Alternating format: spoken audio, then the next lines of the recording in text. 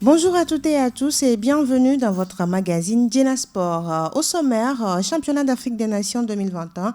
La compétition démarre ce samedi au Cameroun. Nous parlerons également de la récompense donnée à Claire Yvon qui s'est qualifiée pour les Jeux Olympiques de Tokyo 2021. Et nos invités, Fifi Assogbavi, directrice de publication de togofoot.info, togofoot.tg. Fifi, bonjour. Bonjour, bonjour Edwige, bonjour Latif, je salue en tout cas tous ceux qui sont en train de nous écouter en ce moment. Togofoot.info existe toujours. Oui.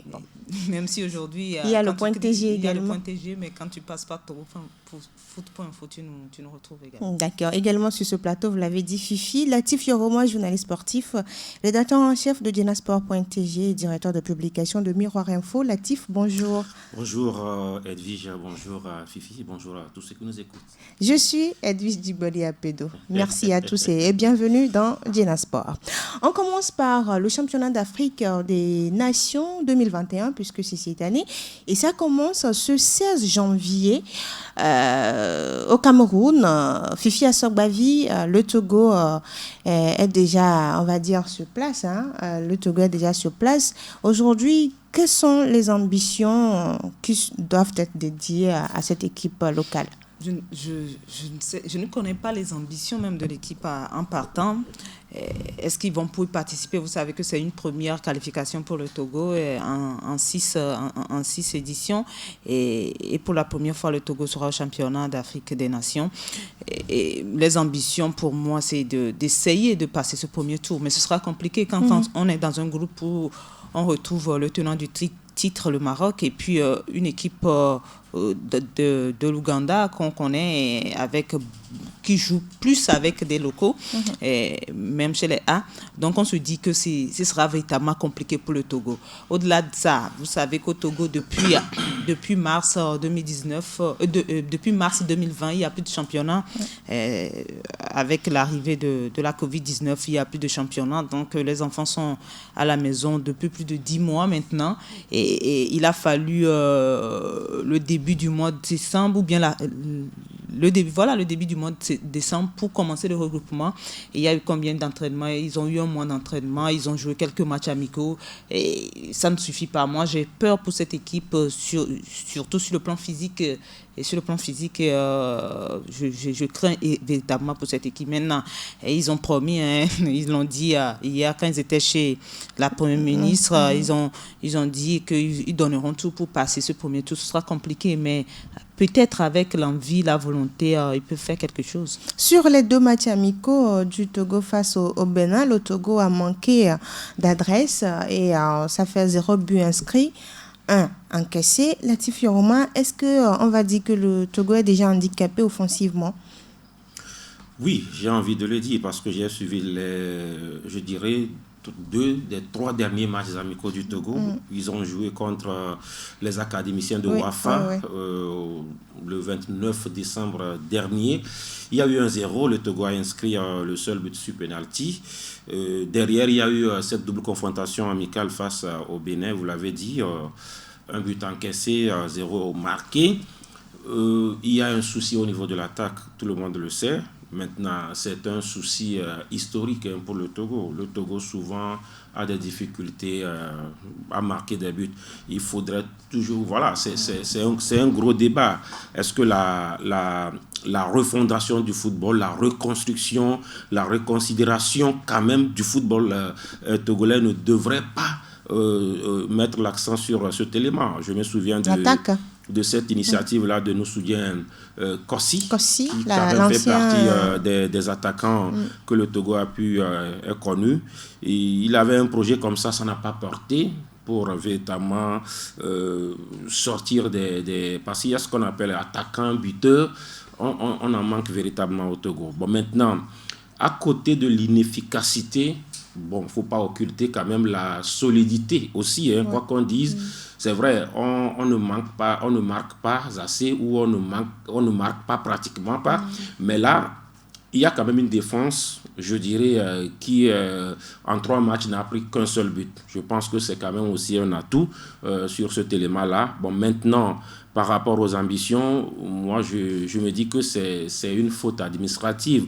la faute administrative parce que dans tout projet ou dans toute initiative, il y a toujours un objectif. Lorsque vous commencez quelque chose. Maintenant, au niveau de l'État togolais, je veux parler du ministère des Sports, au niveau de l'institution qui a la délégation du pouvoir de gérer le football, je veux parler de la Fédération togolaise de football, personne ne nous situe sur véritablement l'objectif du Togo dans cette compétition qui CHAN 2020, mais qui va se jouer en 2021, il faut quand même le préciser, parce que la dénomination n'a pas changé, c'est CHAN 2020, mais qui va se jouer en 2022, c'est un peu comme l'UFOA également, éliminatoire 2020, mais qui s'est joué donc en janvier 2021. Donc, pour dire que sur cet élément, ou bien ces éléments, nous sommes dans le doute. Bon, maintenant, chaque acteur devrait aussi s'assigner un objectif. Moi, je me dis, oui, nous avons le tract, nous avons un peu la pression, parce que Fifi parlait de la 6e édition, et nous, on est à la première édition. C'est un peu comme en 72, quand le Togo participait pour la première fois à la CAN. C'est une autre réalité. Et là aussi, nous sommes dans une autre réalité. Nous sommes crispés, même nous, en tant que journalistes, en tant que supporters. Les joueurs également, la fédération également, on va dans l'inconnu. On ne sait pas ce que c'est. Alors qu'à côté, les autres sont déjà futés dans la compétition. Ça fait que tout le monde a peur de se prononcer. Et là, peut-être, on va s'aligner sur Pierre de Coubertin. Pour l'instant, on ira participer. Sauf que voilà, cette formule-là, par rapport au temps, est en train de disparaître. Personne ne veut plus participer pour participer. Alors, mais il faut retenir aussi que le Togo a quand même un temps perdu un de ses meilleurs attaquants. Oui, Koudagouakossi, décédé, très jeune. Très jeune, à 25 ans. C'était un atout offensif pour le Togo également. Maintenant, je rejoins mon confrère quand il parle d'un déficit au niveau de l'attaque togolaise qui ne marque pas. Moi, je n'ai pas suivi le match aller face au Bénin, perdu à domicile, mais selon les confrères, dans ce match-là, on aurait pu marquer quelques buts, mais que ce soit Nan Richard, que ce soit Tchakei Marouf, ils ont vraiment... Nana a été le plus maladroit de la rencontre. Il a eu des occasions, mais... Il a eu de nettes occasions, mais... C'est un peu ça, mais bon, on va y aller, on verra ce que ça va donner. Si offensivement, rien ne marche pour l'instant, parce que c'est lors de ces matchs amicaux, mais défensivement, il faut tenir, surtout face au Maroc, le premier pays que le Togo affronte lundi. Fifi. Oui, le Maroc, c'est le détenteur du trophée. Oui. C'est le dernier pays à avoir gagné. Et donc, automatiquement, c'est le favori de notre groupe. Et jouer contre le Maroc sera véritablement compliqué. Maintenant, on va se dire que les Maghrébins est-ce que ce sera à l'avantage du Togo que les Maghrébins ont du mal à évoluer quand ils arrivent dans les pays comme en Afrique subsaharienne. En Afrique subsaharienne, ils ont véritablement du mal. En Afrique centrale. Parce que quand ils ont gagné, je crois que c'était chez eux. Quand ils avaient gagné. Oui, c'était au Maroc. De la 5e édition. Oui. C'était au Maroc. Ils avaient gagné. Donc, mais est-ce qu'eux aussi, aujourd'hui, les Marocains ne sont pas au courant? Est-ce qu'ils n'ont pas travaillé sur cet aspect-là, à pouvoir jouer aussi en Afrique centrale? En Afrique centrale, dans les conditions climatiques. Voilà, donc sinon, sur le terrain, individuellement, je pense que le Maroc est au-dessus de nous. Parce que déjà, il y avait les clubs marocains étaient en ligue, en coupe africaine. Bon, il y avait, je crois, le WAC. Le WAC qui était en demi-finale de la Ligue africaine des champions. Ça veut dire que du moins là-bas, les choses ont repris. Il y a des joueurs qui étaient en compétition, qui ont joué des coupes continentales et qui sont plus aguerris que les nôtres déjà. Quand on prend le football maghrébin, le football marocain, le football togolais, il y a un grand écart. Ils sont en avance sur nous. Et à ajouter à cela, nous n'avons pas joué depuis 10 mois. On s'est contenté des regroupements et puis des matchs amicaux. Et puis ces matchs amicaux contre qui? Quand on joue face à l'attente quand on joue face à Dito, quand on joue face à un centre de formation. Et moi, je dis les véritables matchs amicaux, ce sont les 2 matchs joués face au Bénin. Le Bénin vit la même situation que nous, pas de championnat. Le Bénin venait de reprendre. Vous voyez, donc moi, c'est pourquoi je ne veux pas trop m'attarder. Quand tout à l'heure mon confrère parlait de la défense, je me dis, une défense ce n'est pas la même chose, par exemple, face au Maroc. Mais bon, attendons de voir. Les Ougandais disent dans ce groupe, l'équipe qui les rend un peu, qui les donne à réfléchir, qui les donne l'équipe inconnue et l'équipe qui donne des soucis, c'est le Togo, parce qu'ils ne connaissent pas trop le Togo, parce qu'ils savent qu'ils ont un duel face au Rwanda, parce que c'est la même zone. Et le Maroc, on connaît le système du Maroc, mais le Togo est l'inconnu aujourd'hui, mais le Togo, grâce à cela, peut créer la surprise dans ce groupe. Oui, moi, je me dis, lorsqu'on fait la somme de tout ce qu'on a vécu comme expérience, je dis oui, le Togo a souvent des soucis face au club ou bien au football maghrébin, mais le football maghrébin aussi, des fois, a des soucis à véritablement cerner le football togolais. Dans le temps, je parlais de WAC tout à l'heure, il y a eu le COD Meknes, il y a eu d'autres clubs marocains qui ont eu à jouer contre des clubs togolais et qui souvent gagnent au Maroc, mais qui perdent à Lomé.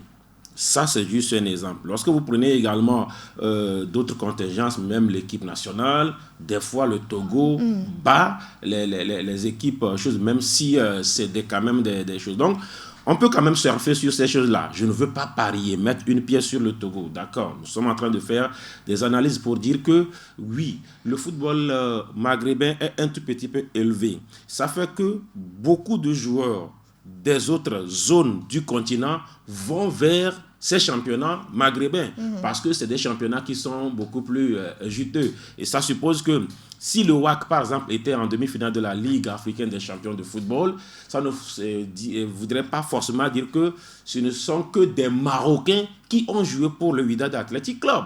On peut avoir des Angolais, on peut avoir des Nigérians, on peut avoir même des Togolais à avoir joué. Maintenant, ici, on parle d'une équipe nationale. Maintenant, la Covid aussi est passée par là. N'oublions pas qu'il y a eu des incidences un peu partout. Psychologiquement, ça peut altérer aussi la motivation des uns et des autres. C'est une compétition qui était même, qui avait eu des doutes par rapport à sa tenue et autres. Est-ce que le même engagement, la même envie est toujours là par rapport à cette équipe marocaine qui est tenante du titre? Nous, on voudrait que ça ne soit pas cela pour qu'on puisse aussi s'insérer dans la dynamique. Sinon, nous, on est le petit poussé des 16 nations. D'ailleurs, c'est notre première participation. Et donc, forcément, on ne devrait pas normalement avoir de pression. C'est ça le discours. Non, on ne devrait pas avoir de pression. Le Maroc a de la pression face au Togo. Si le Maroc perd face au Togo, mais c'est quand même un événement. Mais le Togo qui perd devant le Maroc, ce n'est pas un événement. Mais donc, aujourd'hui, il y a également le football de l'Afrique de l'Est basé sur le physique. Fifi Asogbavi, vous avez évoqué tout à l'heure le physique des joueurs togolais. Mais est-ce que vous pensez que face à ces deux nations de l'Est, je vais parler de l'Ouganda et du Rwanda, est-ce que le Togo peut faire face à ces c'est comme Latif qui disait tout à l'heure qu'en principe, nous ne devons pas avoir de pression parce que c'est la première participation. C'est qu'on n'a pas eu la meilleure préparation pour ce tournoi-là, vu les contextes de la Covid-19 au Togo avec toutes ces restrictions-là. Donc, on se dit, on n'a pas assez de pression. Maintenant, si je reviens à ta question, je dirais qu'on n'a pas assez de chance, surtout face à l'Ouganda. Le Rwanda, c'est peut-être encore jouable.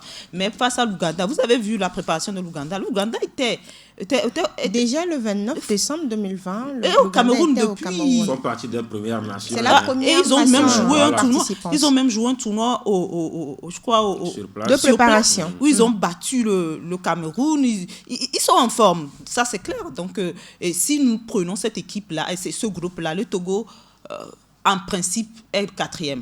Derrière le Maroc, l'Ouganda et le Rwanda. Donc, je ne vends pas très cher la peau du Togo face à ces équipes. Mais attention, le football se joue à 11 contre 11, en 90 minutes. On l'a déjà vu par le passé, où on était dans un groupe, ça c'était la CAN, dans un groupe composé de la Côte d'Ivoire, de l'Algérie, de la Tunisie, si je ne me trompe pas, et on s'est qualifié, où on disait que nous devions être les derniers. Et on s'est retrouvé deuxième de ce groupe-là, en battant l'Algérie, justement, et en faisant match nul face à la Tunisie. Donc, tout est possible quand les enfants peut-être seront sur l'aire de jeu. Ils savent aussi que leur avenir en dépend, puisque il y a plusieurs qui veulent partir, qui veulent... Il y a des recruteurs qui arrivent sur le terrain, dans les stades et tout ça. Il y a des enjeux pour chaque joueur. Là où il y a le déséquilibre, justement, dans ce genre de compétition, c'est que les qualifications sont zonales. Ouais. Ce n'est pas comme la CAN où tout le monde joue contre tout le monde avant de choses. Ici, ce sont des qualifications zonales. Ça suppose que dans ma zone, je suis le plus fort et souvent, c'est moi qui arrive.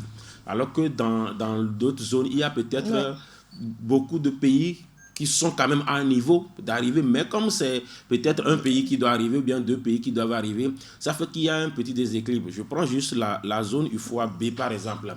Le Nigeria peut-être mérite d'être à la place du Rwanda ici, mais sauf que peut-être dans la zone... Le Nigeria à la place du Togo, parce que le Nigeria... Non, le Togo s'est qualifié. Ça suppose, je dis, le Nigeria... Si c'était des qualifications générales... Mais comme c'est des qualifications zonales, ça suppose qu'il y a les moyens qui sont là, il y a des forts qui sont à la maison, donc c'est un peu cela. C'est-à-dire que c'est des compétitions de façon rapprochée pour permettre à la CAF quand même de trouver des formules et aller vite à la chose. Mais là aussi, ça permet quand même à certaines nations d'arriver. Parce que si on veut mettre tout le monde là, ça suppose qu'on aura peut-être l'Égypte, l'Algérie, le Maroc, et puis les autres seront à la maison. Donc, ça fait que tout le monde a sa chance là. Maintenant, il faut quand même parler des championnats. Parce que ici, c'est les meilleurs championnats qui gagnent. Qui sont représentés d'ailleurs. Voilà. Maintenant, les meilleurs championnats, mais aussi à relativiser. C'est pourquoi je dis les meilleurs championnats qui gagnent. Mais quand vous prenez par exemple l'Égypte, qui a l'un des meilleurs championnats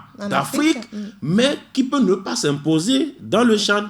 Parce que si le Maroc souvent fait avec des joueurs qui viennent un peu partout, ça ne peut pas être représentatif. Mais ici, c'est que la Covid a tout gâté. Sinon, on avait une très bonne équipe. Du retour d'Agege. Le travail du Nigeria a été cassé. Mais écoutez, il y avait quand même des joueurs de Dito, de la SK, surtout qui sortaient d'une compétition continentale. Souvenez-vous de la belle, en tout cas, aventure et de Maranatha et de l'ASK. Maranatha a eu 4 matchs, l'ASK a eu 6 matchs, puisqu'ils ont été reversés en tour de cadrage. Mais la Covid a mis tout à l'eau. Aujourd'hui, sincèrement, avec ce qu'on a et surtout avec le casting d'Abalo, qui a gardé son couvent, parce que moi je veux parler comme ça, c'est un couvent, il a voulu garder, c'est un peu comme je disais, c'est un peu comme ils ont un pacte entre eux, pacte de non-agression, on ne me touche pas, le coach, on sera ensemble, mais j'espère qu'ils vont quand même faire le travail de couvent, parce que dans le couvent, on fait le sacrifice au maximum. Donc, on espère qu'ils vont faire le sacrifice pour nous surprendre, parce que nous, on attend que justement... Et c'est également se vendre. Quand tu disais tout à l'heure qu'on avait une très belle équipe après le match, le Nigeria, oui, c'est vrai. Et puis, on a perdu quelques pions. Quand on perd Amachuchu et Agbozo, dans l'axe de la défense, moi, c'est déjà un handicap. Parce que c'était des titulaires et indiscutable. Donc, c'est quand même des pertes pour cette équipe, mais dommage, parce que c'est la Covid qui est passée par... Oui, mais de toutes les façons, même si il y a des handicaps, il y a également le fait de se faire vendre. Sur chaque match, vous pouvez profiter pour avoir un club. Oui, c'est ce que je dis. Donc, il faut se donner à fond. Chaque acteur doit se donner un objectif, parce que l'objectif, forcément, n'est pas d'aller ramener le trophée, c'est d'aller se vendre. Aller d'abord de façon générale vendre le championnat togolais. Maintenant, de façon individuelle, que chaque joueur arrive quand même à décrocher un club.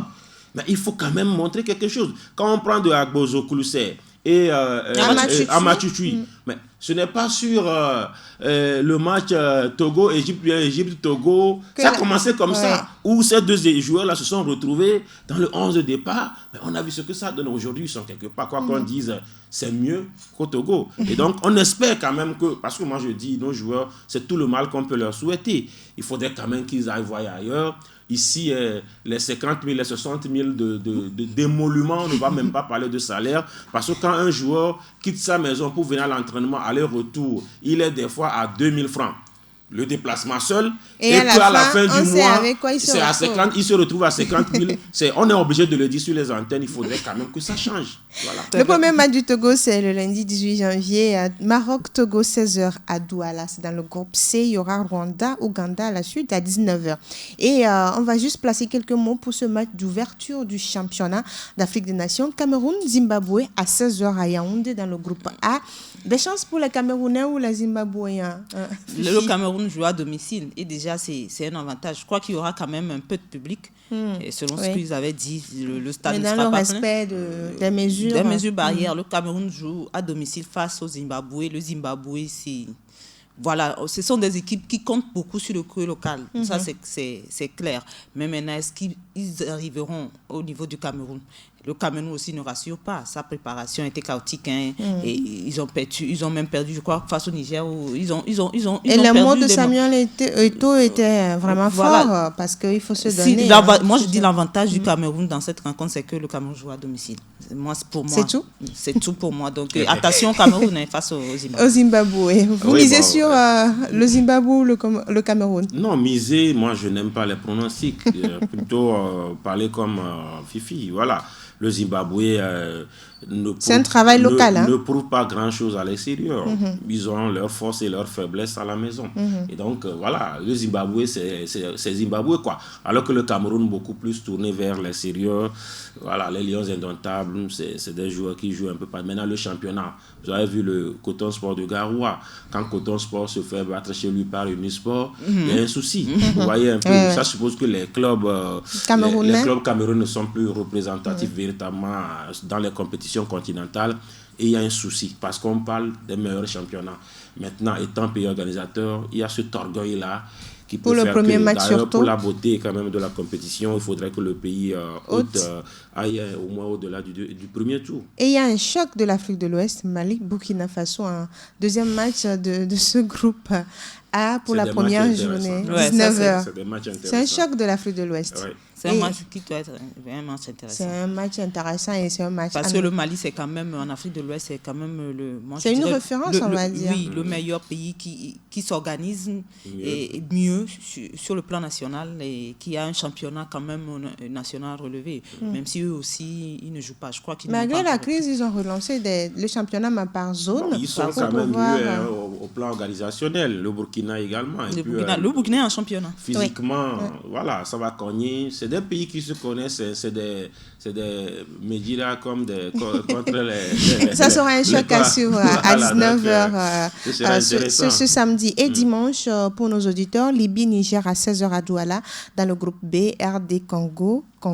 19h. Je ne sais pas comment le tirage s'est déroulé. RD Congo, 19h à Douala. Je me rappelle de ce match à la CAN. Ça doit être la CAN 2013, je ne sais plus, 2013 ou 2015. Ça a vraiment... Il y a la chicotte. Et l'autre côté, c'est quoi déjà? On verra s'il y aura les chicottes ou pas par rapport à ce duel entre... Waouh! J'imagine, on va se préparer. 19h, RD Congo, ça serait... Parce que même si les joueurs ne sont pas bons, sur ce choc-là, c'est un choc. Non, mais c'est un peu comme le Togo qui joue contre le Bénin. Ouais. Vous mettez même les clubs gaillards, mais c'est un derby. Il n'y a rien à dire, parce que c'est des parents qui se retrouvent de chaque côté des frontières. Et quand on parle de derby, on a tous eu des derbys. Même quand on était encore petit, quand on jouait, on dit EPP tel. Maintenant, le groupe A joue contre le groupe B. Ça devient autre chose. Écoutez, on sait vous êtes dans la même école, mais c'est autre chose. RD Congo à ne pas rater surtout pas. Alors, on marque une pause, on revient pour parler du sport féminin.